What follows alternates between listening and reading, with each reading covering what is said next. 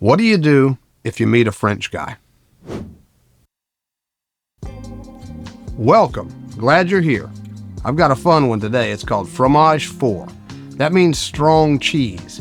It's a French way of using up leftover cheese to make a kind of dip or spread, but this is Southern accent foods, so I'm going to put my spin on it. French refinement, Southern soul.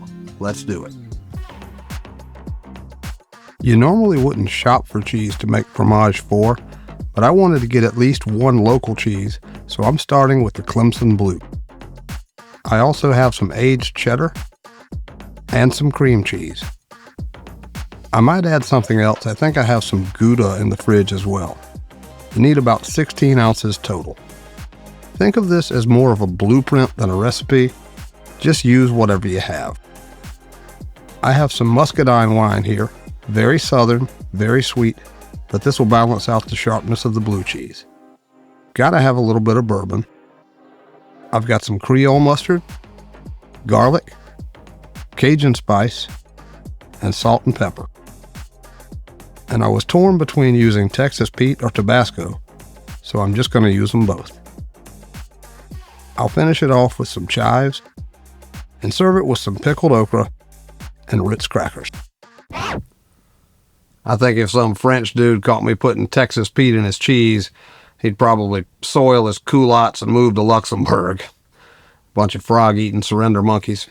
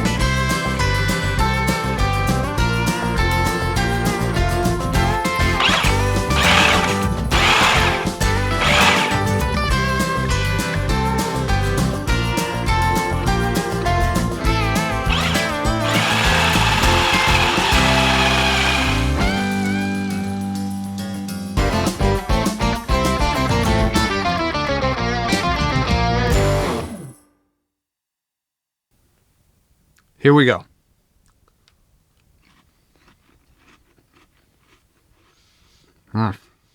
That is awesome.